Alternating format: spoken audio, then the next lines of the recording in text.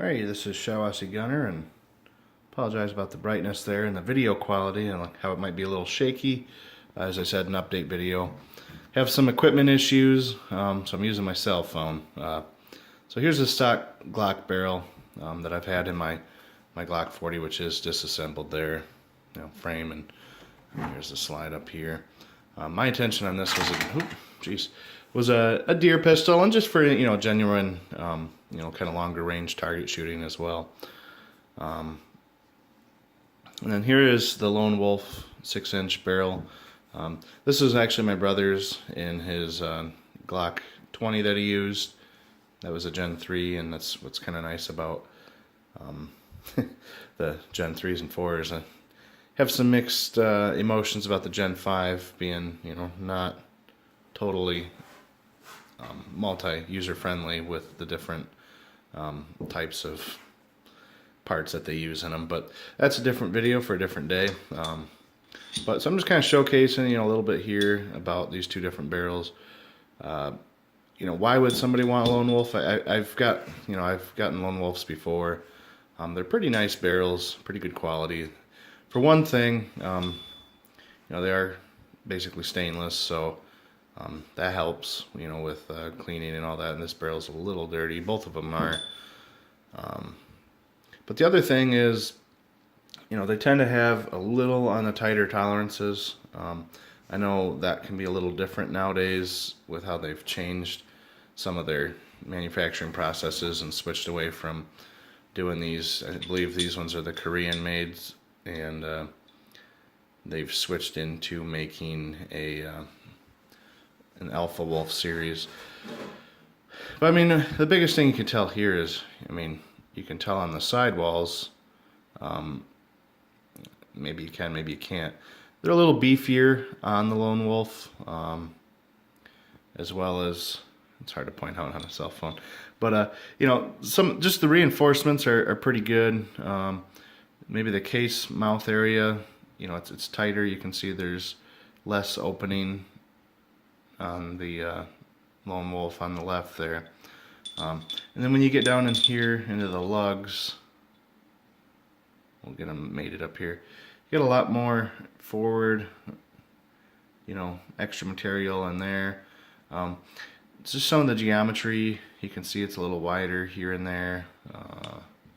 And then when you flip them up this way, get them lined up, there's just, like I said, there's just a little extra beef to it.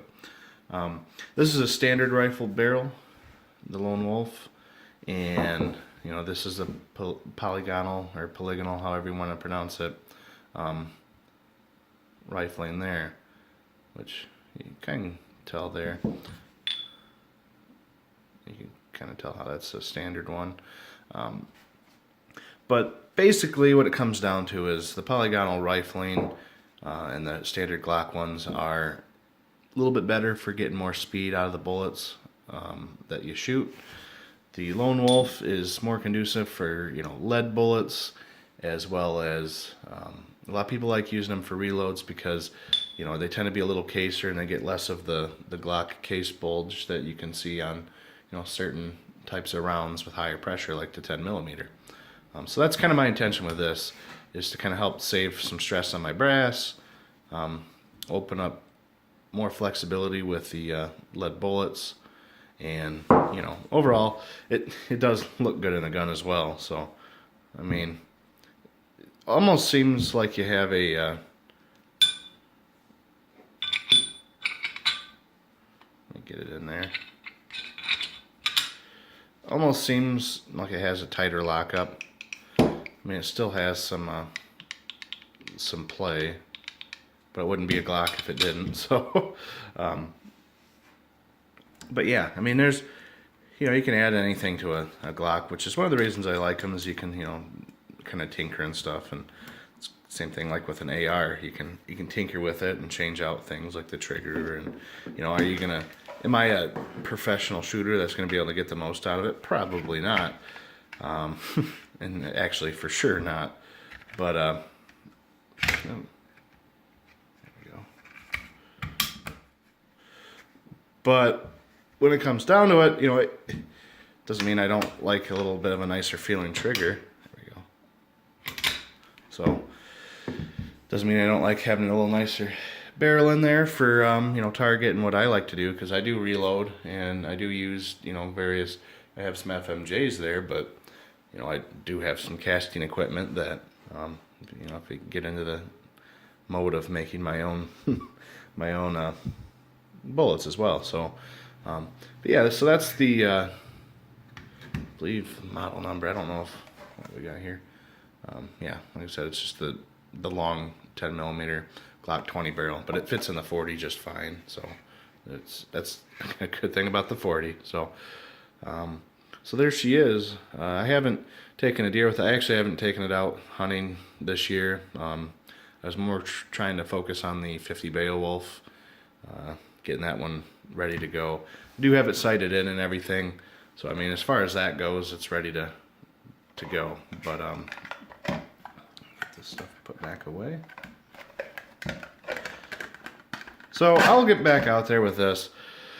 One thing I can recommend if you're going to use a pistol like this for hunting is you really, my friend got me a bog pod shooting stick, and that really does help get some groups and, you know, stretch out some of the accuracy you can get out of these. The red dot, you know, I do need to clean that, but the red dot I have on here, you know, it fits good. I went with a smaller dot, which I'm glad, because if I went with a bigger dot, it might be kind of hard to see the actual, you know, lined up on a deer. So that's, you know, that's just how it goes. So, I mean, this is just kind of an update on the, I guess, the Glock 40 as well as the Lone Wolf barrel in it. A couple other changes that I want to make to this pistol.